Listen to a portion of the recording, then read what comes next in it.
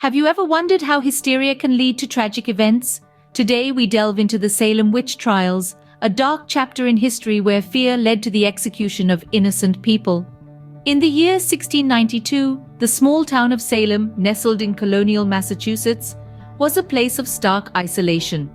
The tight-knit Puritan community lived in constant fear and suspicion, their world steeped in superstitions and an ever-present dread of the devil. This fear, coupled with their isolation, created a fertile ground for paranoia to take root and flourish. It was against this backdrop that the first whispers of witchcraft began to circulate. Three women found themselves at the center of these insidious murmurs: Sarah Good, Sarah Osborne, and Tituba. They were the first to be accused, their names echoing ominously in the hushed conversations of their fellow townsfolk. As fear spread within the community, accusations of witchcraft began to increase, leading to the infamous Salem Witch Trials. Imagine a world where your neighbor can accuse you of witchcraft and you'd be thrown into jail without concrete evidence. This was the reality for the people of Salem in 1692.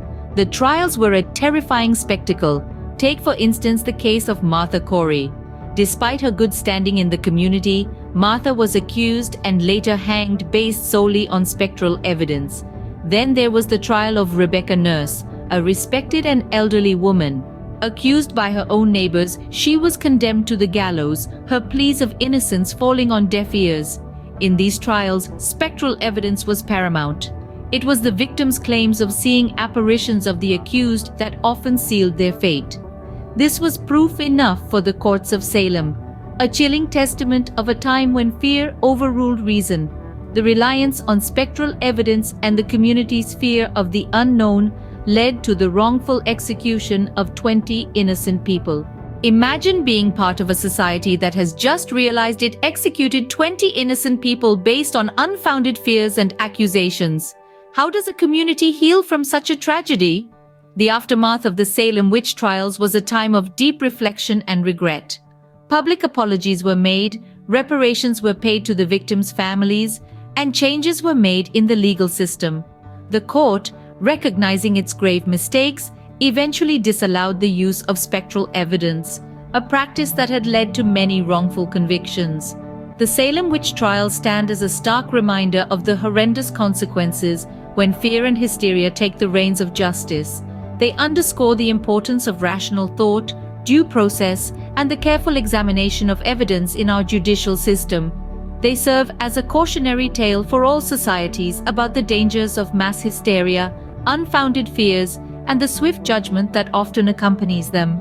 The Salem Witch Trials serve as a dark reminder of the dangers of mass hysteria and the importance of rational thought and due process. So, what can we learn from a series of events that took place over 300 years ago? The Salem Witch Trials teach us invaluable lessons about the human capacity for fear, the danger of unchecked authority, and the tragedy of mass hysteria. They serve as a stark reminder of the devastating consequences of false accusations. Innocent lives were lost, communities were torn apart, and trust was shattered, all because of baseless allegations spurred by fear and superstition. They also underscore the misuse of power. Those in authority manipulated fear for their own ends, leading to a gross miscarriage of justice. But perhaps the most important lesson from Salem is the need for critical thinking.